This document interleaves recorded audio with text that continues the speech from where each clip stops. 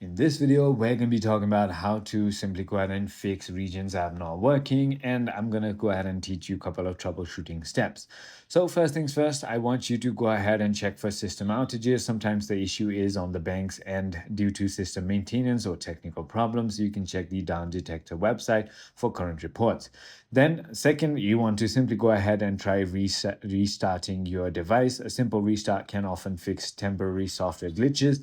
Also, go ahead and try to update the application and OS. Ensure that you have the latest version of the Regions app and your phone's operating system.